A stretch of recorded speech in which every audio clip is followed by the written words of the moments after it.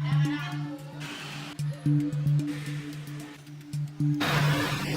nggak ada yang pecah bang. Kalau ada gula merah yang udah hancur juga nggak apa-apa, yang udah lembek gitu, lebih murah. Ini nih pakai pewarna.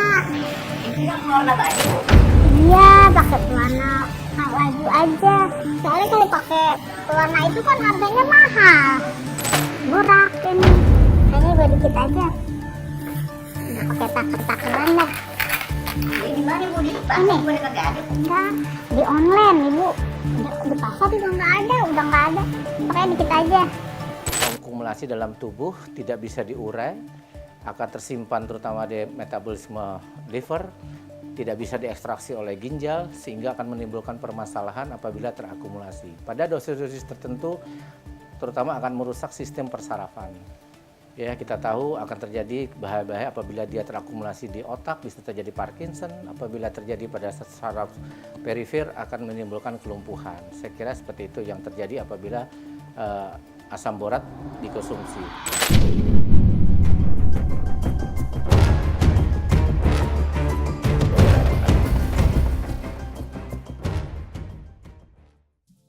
Jajanan pasar sering diburu bagi semua kalangan usia, seperti kue basah yang memiliki berbagai macam-macam jenis kuenya. Salah satunya adalah kue dadar gulung. Dengan harga yang murah dan rasanya yang sangat enak. Namun, kita juga mesti berhati-hati nih, karena jajanan pasar masih menggunakan zat berbahaya. Nah, berikut penelusuran investigasi dalam laporan khas Titik Fokus.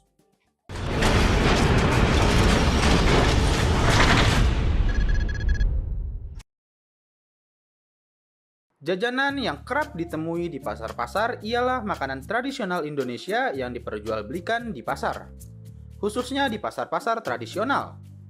Meskipun telah banyak beredar makanan instan dan modern, bahkan impor dari luar negeri, jajanan pasar ini masih tetap digemari karena beberapa alasan.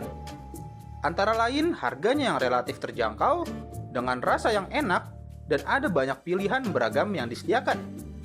Salah satunya kue basah. Kue basah merupakan makanan kecil yang bisa dijadikan alternatif camilan seperti kue dadar gulung ini. Biasa disantap di pagi hari atau sore hari. Kue dadar gulung umumnya bertekstur empuk dan lembut dan tidak bertahan lama. Akan tetapi jangan tergiur dengan rasa yang sangat enak dan harganya yang murah, jika pembuatannya memakai bahan-bahan yang belum jelas. Tim investigasi kami menuju lokasi yang berindikasi menggunakan zat berbahaya pada dagangannya. Tim kami pun langsung melakukan penelusuran ke tempat tersebut untuk membuat kesepakatan mengikuti kegiatan proses belanja dan pembuatan kue dadar gulung. Iya. Ibu biasa bikin kue basah buat dijual lagi. Iya. Setiap hari jualan bu? Tiap hari. Setiap hari bikin apa aja sih bu? Bikin kue penggulu, kue dadar, macam deh. Macam-macam ya. Iya. Nah untuk kue harganya berapa bu? Seribuan. Semua. Semuanya 1000-an. Iya. Dari risol, kue dadar. Iya. Kira-kira saya boleh ikut bikin kuenya kan? Boleh sih, tapi gimana ya? Tapi nggak bisa. Bahan-bahannya kita juga nggak bisa. Stoknya lagi habis. Kita kan mesti belanja dulu. Belanjanya itu juga mestinya pagi. Kebetulan nih bu, saya ikut belanjanya bu ya? Boleh. Boleh, tapi pagi. Pagi ya? Ah, Saya ikut belanja sama ikut pembikinan kue ibu ya? iya boleh. Tapi pagi. Pagi ya? Karena kan ibu juga belanja. Ya, ngumpet-ngumpet ya. Soalnya ada yang harus dibeli. Tapi kan, tau lah sendiri gitu. Kalau buat bahannya, buat ukuran kita bikin kan ada pewarna yang pakai, ada yang ide rahasianya gitu. Aman deh bu, pokoknya Aman pokoknya ya, aman. tapi kalau aman bener ya. Aman bu. Itu 1000. Untung udah banyak banget bu. Ya lumayan. Lumayan. Lumayan ya. Ya udah Bu. Besok pagi saya kesini lagi ya. Iya boleh pagi, tapi bener aman ya. Aman Bu. Beneran. Iya, iya. Besok kesini nih, pagi-pagi ya. Iya Bu. Iya. Makasih Bu ya. Iya. Di hari esok, sesuai perjanjian di hari kemarin, kami pun mengikuti si ibu untuk membeli bahan-bahan yang diperlukan untuk membuat Oh, nggak ada kue. yang pecah bang? Hah? Kita perlu yang pecah nih. Lebih murah kan? Hmm? Pesen dulu nggak kalau pecah? Nggak. Kalau saya bisa percaya Kalau lagi kesel ya? Ini setengah aja. Nah, kalau ada yang pecah kan murahan. Toko pertama yang dikunjungi si ibu adalah toko telur. Tim investigasi dibuat kaget ketika mendengar pertanyaan dari si ibu kepada pedagang telur mengenai telur yang rusak. Karena telur yang rusak sudah pasti harganya lebih murah. Berapa setengah? Oh 15. Telur naik turun ya Pak?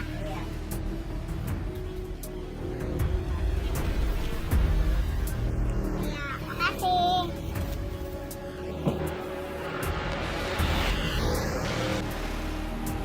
Kami pun mengikuti si ibu untuk membeli bahan selanjutnya.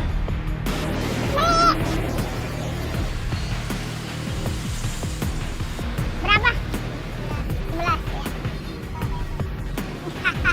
Lagi. Bahan kedua yang dibeli adalah tepung terigu dari sebuah warung terdekat.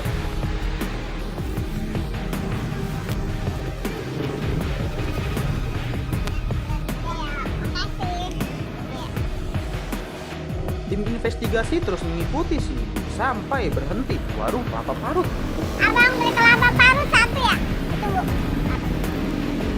Satu.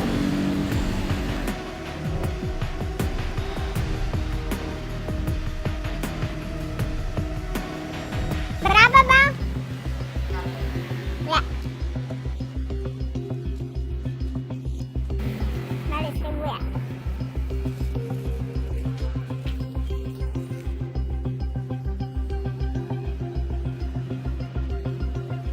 Di sini beli plastik itu.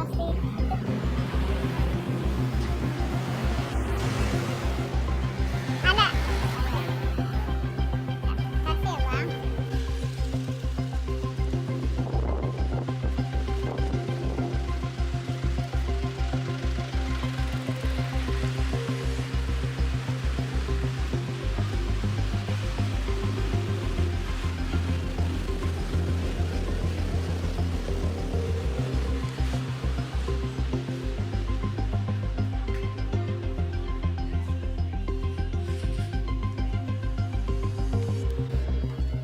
Gula merah setengah kilo ya.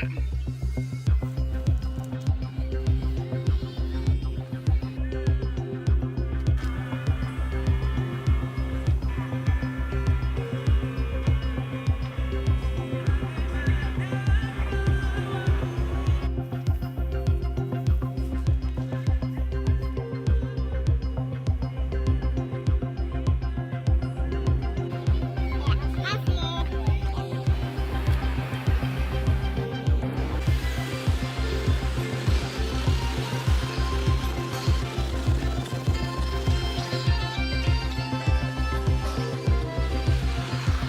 Setelah semua bahan untuk pembuatan adonan kue sudah dibeli, si ibu kembali ke toko untuk membuat adonan kue dadar gulung.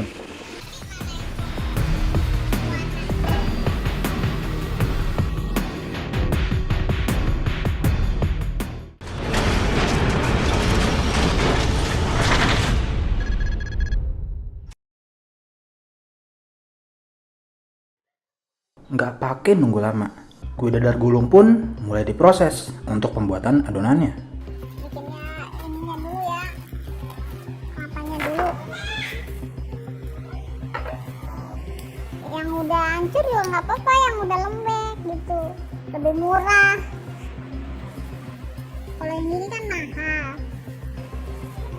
Kalau yang kita kan nyarinya yang murah. Bukan lama. Kalau yang murah, yang cair, yang lembek tuh bisa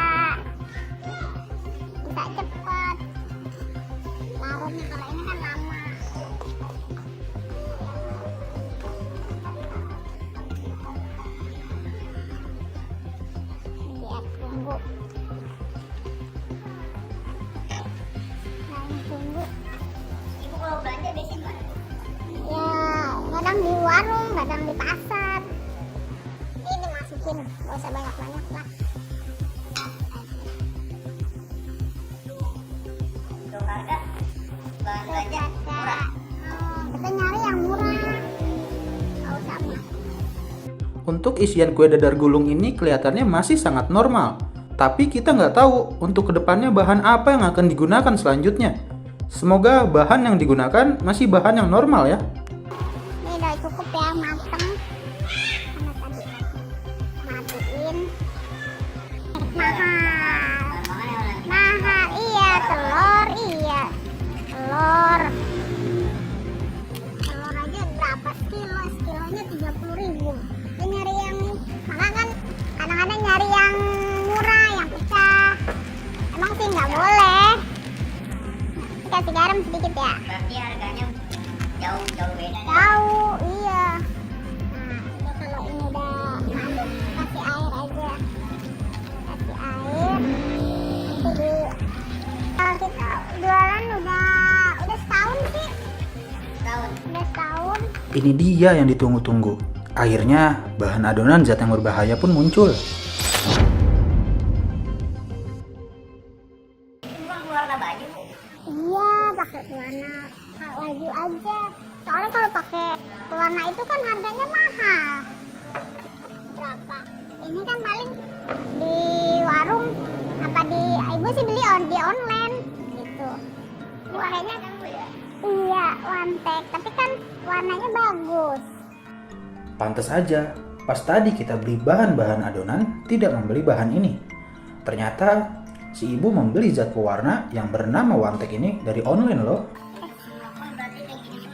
Ya tergantung orangnya sih, tergantung sama yang ini, tapi ibu enaknya pakai ini, warnanya bagus. Nah ini juga dipakai ini nih dikit.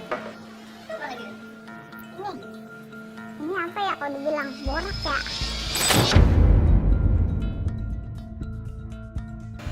Borak ini, makanya gue dikit aja. Sudah tidak masuk akal untuk adonan ini. Sudah menggunakan pewarna tekstil dan sekarang malah menggunakan boraks untuk adonannya. Apalagi takarannya asal dimasukkan saja. Sudah keterlaluan si ibu ini. Tuh. Kalau udah kecampur gini buat kulit, ini bu pakai ini aja nih, masukin terigu. Terigunya juga nggak usah terigu, kan terigu mahal tuh. Kita pakai yang murah aja lah. Itu kayak paling murah lah. Gitu. Ini kan terigu juga naik turun. Coba perhatikan si ibu mengaduk adonan menggunakan apa? Yap, betul sekali. Menggunakan tangan langsung dan tidak menggunakan mixer. Biar kecampur.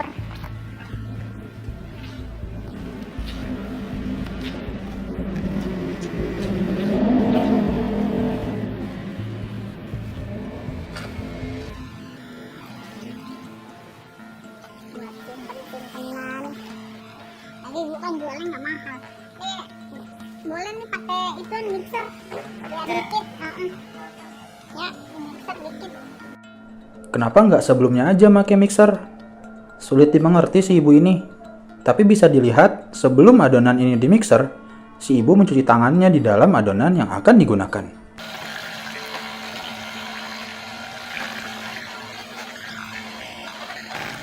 Untuk pembuatannya udah lama sih bu?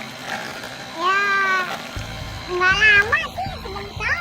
Kalau udah jadi ininya kita langsung di ini. Biasanya itu di kita. Enggak. Kan kita bisa bikin kue yang lain. Iya.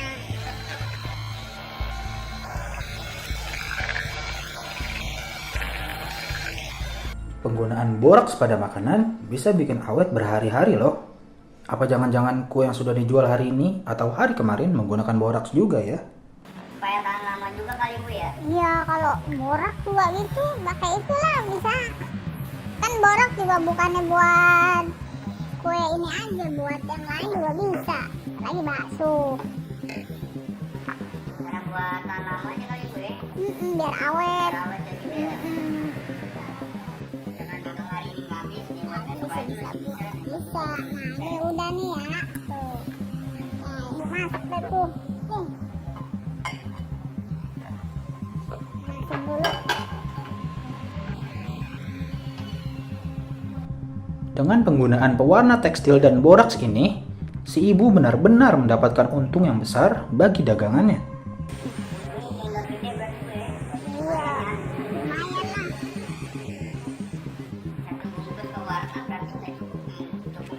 Cukup. Bisa ini bisa 2 kilo, bisa tergantung ini dah. Itu apa mau warnanya sampai terang apa itu.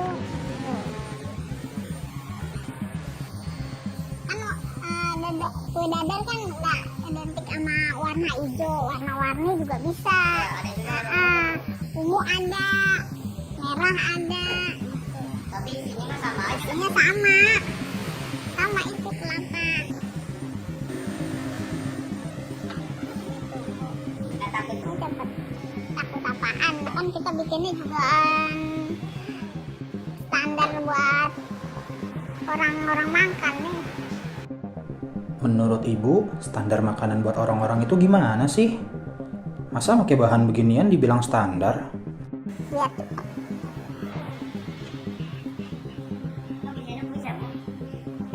kelamaan. Udah kayak ini kita ngejar target. Bikin geleng-geleng kepala, cara pembuatan kue si ibu yang bisa dibilang gak higienis.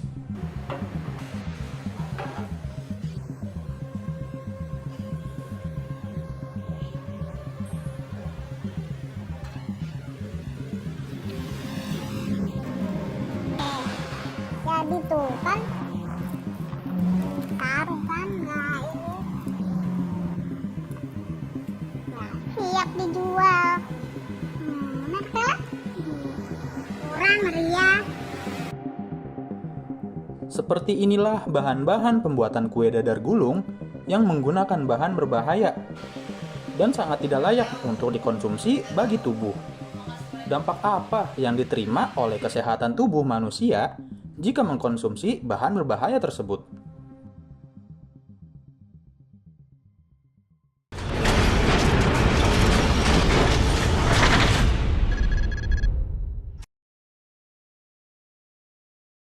Kita ketahui bahwa pewarna tekstil adalah zat kimia yang tidak diindikasikan untuk masuk ke dalam tubuh manusia. Dia dipakai untuk zat pewarna semacam sebagai contoh adalah rodamin yang banyak pada untuk makanan terutama kerupuk, mie dan sebagainya. Itu apabila masuk ke dalam tubuh tidak akan bisa diurai oleh tubuh karena memang bukan untuk peruntukan untuk metabolisme dalam tubuh, sehingga akan terakumulasi ke dalam tubuh manusia pada saatnya waktunya apabila dosisnya sangat berbahaya akan menimbulkan dampak-dampak penyakit pada diri manusia dalam jangka lama dalam mengkonsumsi zat-zat yang berbahaya tersebut.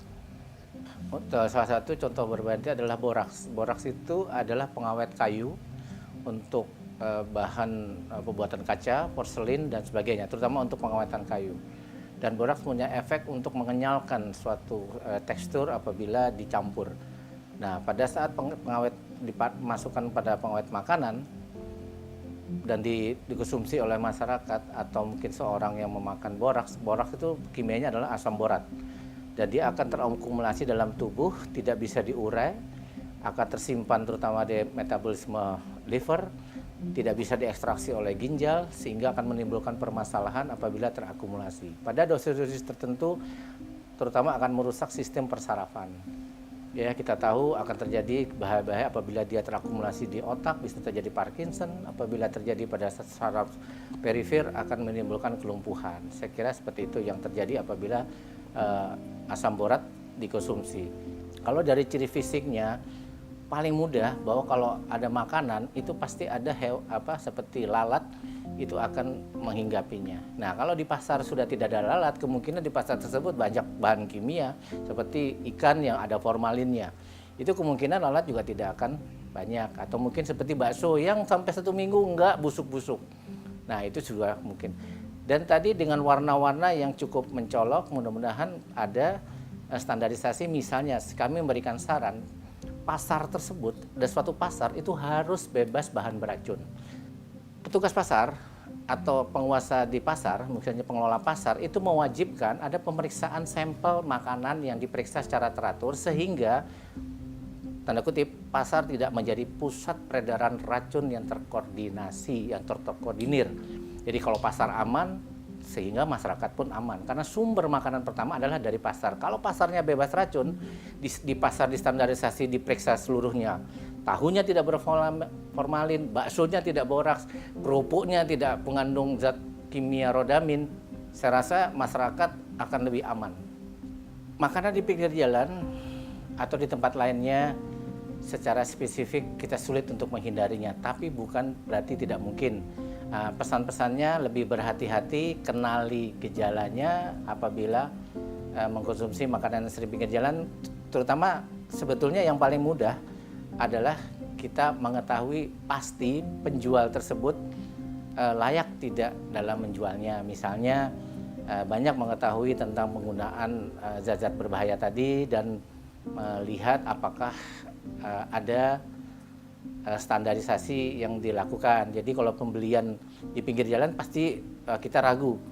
Nah, keraguan tersebut apabila kita memiliki keraguan bisa kita batasi untuk tidak mengkonsumsinya.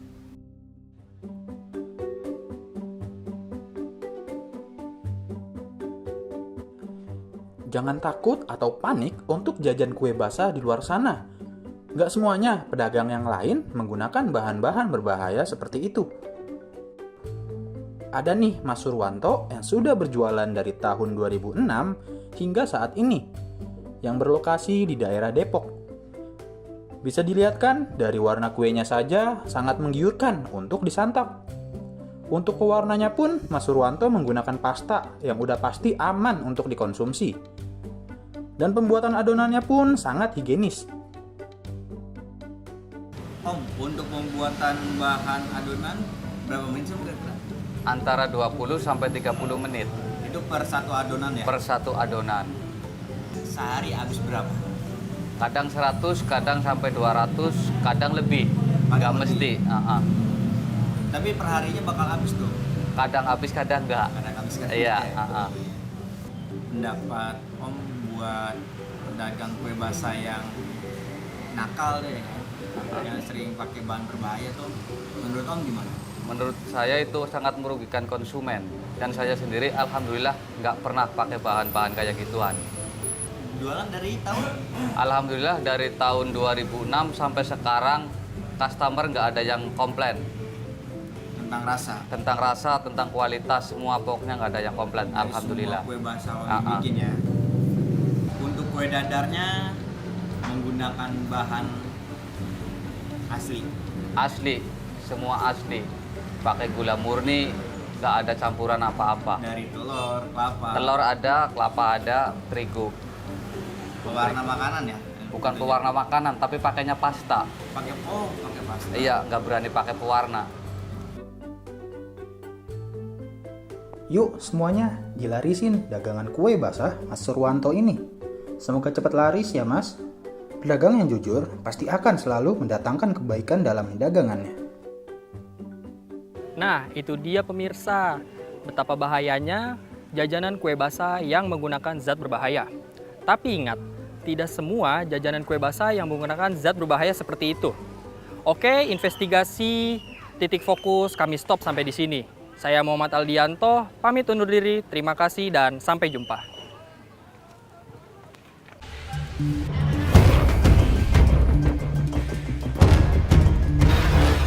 Bang, nggak ada yang pecah bang.